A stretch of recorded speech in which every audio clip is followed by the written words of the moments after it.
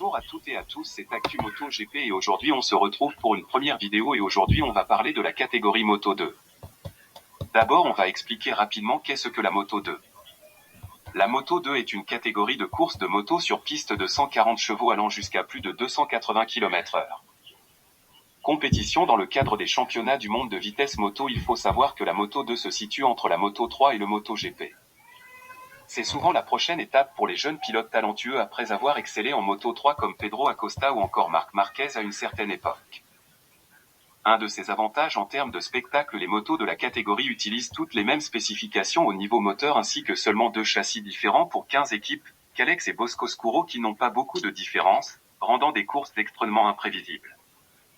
En résumé, la Moto 2 est une étape cruciale pour les jeunes talents en route vers la Moto GP et offre des courses palpitantes aux fans de sport mécanique. Revenons au sujet de la vidéo. Des transferts faux passés inaperçus. Les transferts Moto GP pour la saison prochaine étaient assez incroyables, surprenants et improbables. Marquez chez Ducati Lenovo, Vignales chez Tech 3, ou encore Somkia Chantra au rang de LCR. Qui sera d'ailleurs le futur coéquipier de Johann Zarco. Mais pourtant les transferts en Moto 2 ont été toutes aussi surprenantes et étonnamment très peu médiatisées. On commence avec une évidence qui est donc David Alonso. Le pilote colombien de seulement 18 ans reste dans les rangs de CFM Oto Aspar Team, mais en Moto 2. Il sera épaulé d'un de ses anciens rivaux au championnat, Daniel Olgado, qui quitte le giron KTM après un soutien depuis ses débuts en championnat du monde. On continue avec une petite surprise, c'est Marc VDS, l'équipe de Monsieur Van der Straten qui continuera avec Philippe Salach mais qui surtout engage le pilote anglais Jake Dixon. Mais la question se tourne plus vers Tony Arbolino qui est connu pour avoir joué le championnat du monde contre Pedro Acosta en 2023. Et bien à l'heure où je sors cette vidéo, le pilote italien est sans guidon pour l'année prochaine. Affaire à suivre. Chez Fantic Racing, héritière de Mooney VR46 en Moto 2, on poursuit l'aventure avec Aaron Canet qui est annoncé comme l'un des favoris de la saison prochaine, et on a surtout recruté Barry Baltus qui quitte l'équipe néerlandaise RW Hydrofoglia GP. Sans attendre, on va chez Idemitsu Honda Team Asia. Qui a laissé filer le pilote thaïlandais Somkia Chantra en MotoGP, et son remplaçant est très surprenant, et c'est Yuki Kuni. Si vous le connaissez pas, c'est un pilote de moto japonais qui a couru pour l'équipe Honda Team Asia en Moto 3 de 2019 à 2021. Fun fact, il a la 8e position comme meilleur résultat mais sa moyenne en termes de position est autour de la 20e place. Personnellement je pense que son compatriote en Moto 3 Tayo Furusato avec 4 podiums et une 2e place comme meilleur résultat le méritait plus. Dans tous les cas, Yuki Kuni roulera aux côtés de l'Indonésien Mario Suryo Aji. Chez Italtrans, ce seront le pilote brésilien Diogo Moreira, qui reste dans l'équipe, et Adrian Huertas venant tout droit de Supersport.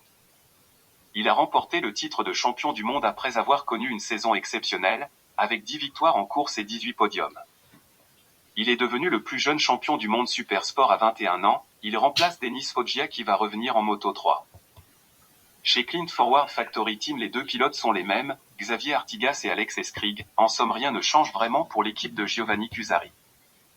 Chez Liquimoli Intact GP, les motos vont continuer d'être pilotées par le pilote australien Senna Adjus, mais son coéquipier sera bien Manuel Gonzalez qui pilotera à ses côtés, après apparemment avoir été limogé à la demande du sponsor titre de Gresini Racing Team, Tianjian Motorcycle.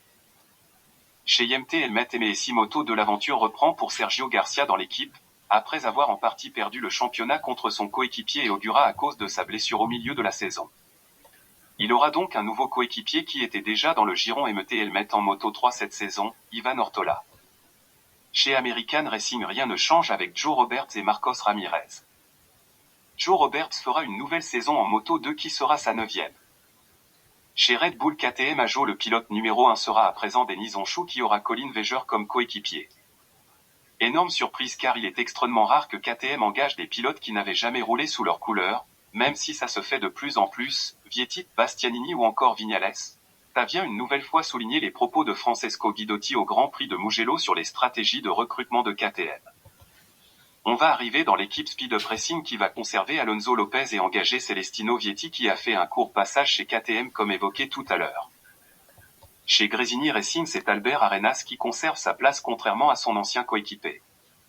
En tout cas, celui-ci sera remplacé par le pilote sud-africain de 26 ans Darryn Binder.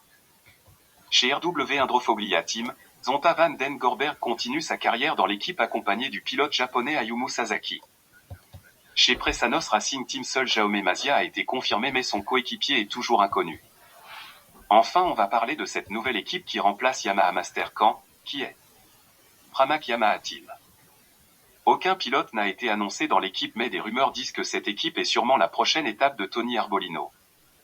Sinon on a fait le tour dans le futur paddock Moto 2, n'oubliez pas de s'abonner, liker et partager, c'est super important pour moi et ça m'aide énormément pour la production de plus de vidéos. Sur ce, portez-vous bien, à plus.